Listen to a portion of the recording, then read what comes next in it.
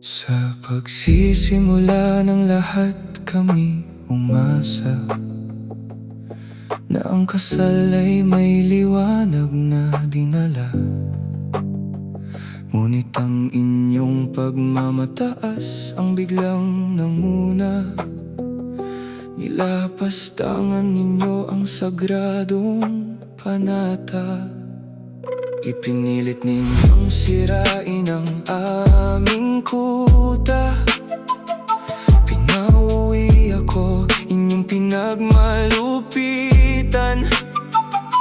Hindi ninyo naramdaman ang puso na unti-unti ninyong tinalikuran. Ang stress at lungkot na inyong itinanim, siyang dahan-dahang umubos sa kanyang mahinang katawan. Ngayon ako pang masama, ako pa ang may kasalanan. Sa kwentong kayo mismo ang nagumpisa at naggupit. Nagbulag-bulagan kayo sa inyong pagkakamali. Inunang pagmamataas, itinaas ang no. Ngunit ngayong pumanaw na siya, ako na naman ang inyong sisisihin at ididiin. Naghugas kayo ng inyong mga kamay upang ang inyong mansa ay hindi makita. Ngunit ang konsensya ay hindi ninyo maitatago. Sa kasalanan kayo naman ang nagumpisa.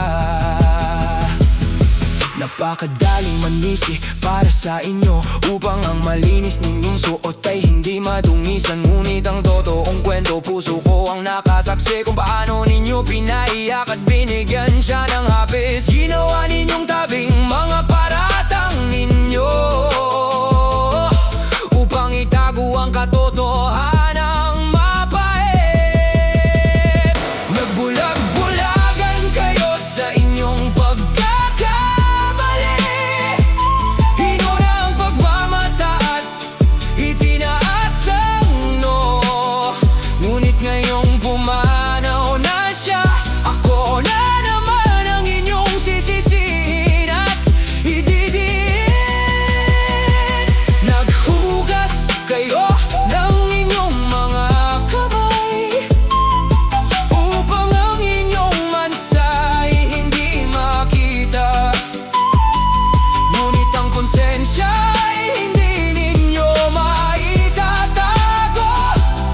Sa kasalanan kayo naman ang nagumpisa. Sige lang, ipasa ninyo ang sisi sa akin.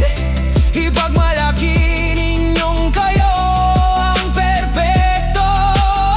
Ngunit ang karma ay hindi nangingimi, ito'y kikilos din pagdating ng panahon.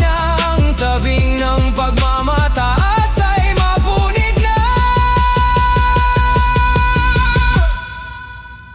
Makakatulog pa ba kayo sa inyong higaan habang ang katotohanan ay patuloy na umuusik?